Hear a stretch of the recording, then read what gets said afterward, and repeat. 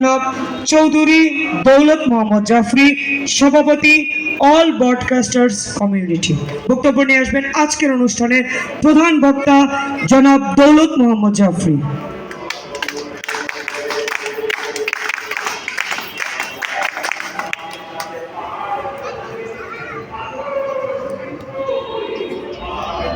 আসসালামু আলাইকুম।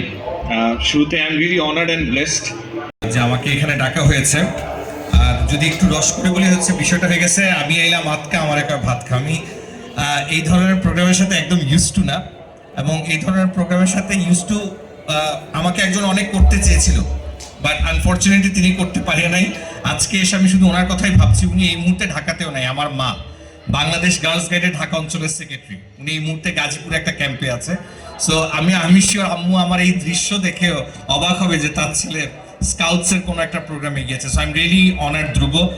ধ্রুব আমাদের ইন্ডাস্ট্রির সময় টেলিভিশনের ব্রডকাস্ট জার্নালিস্ট, এখানে স্কাউটের ঢাকা অঞ্চলের সেক্রেটারি উনিও আছেন।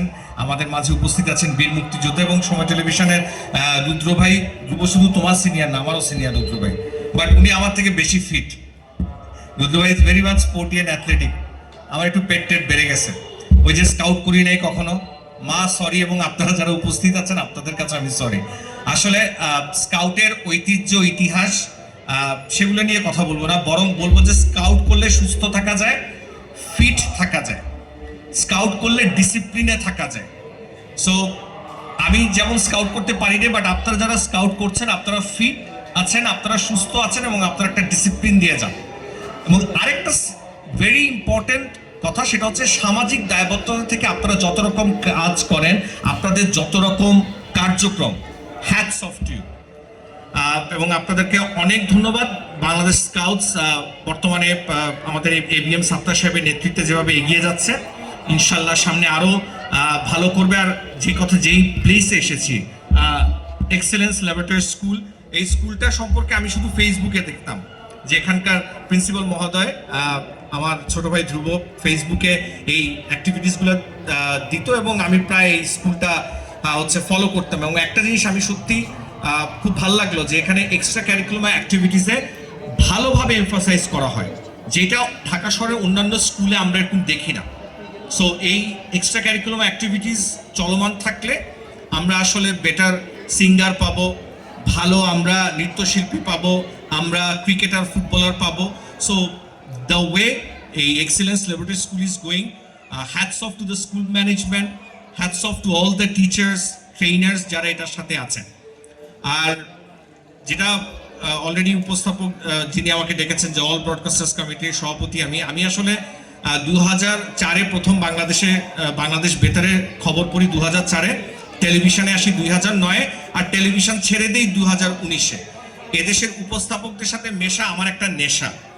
না মিশলে আসলে ধ্রুবর যখন অভিষেক হয় তখন আমি আসলে মিডিয়াতেই নাই রুদ্র ভাই। সো আমি 19শে জানুয়ারিতে আই লেফট টেলিভিশন, 9-এ ঢুকি 19শে ছাড়ি, বাট এদেশের প্রেজেন্টারদের সাথে মেশাটা আমার নেশা হয়ে দাঁড়িয়েছে। দ্যাটস ওয়াই ধ্রুবর সাথে পরিচয় হয়, এরকম আরও অনেকের সাথে পরিচয় হয়। অল ব্রডকাস্টার্স কমিটি টেলিভিশনের নিউজ প্রেজেন্টারদেরকে নিয়ে কাজ করে, স্পোর্টস অ্যাঙ্কারদেরকে নিয়ে কাজ করে, প্রোগ্রাম অ্যাঙ্কারদেরকে নিয়ে কাজ করে, রেডিও জকি, স্পোর্টস কমেন্টেটার্স। সোজা কথা, এদের সবার একটা প্ল্যাটফর্ম।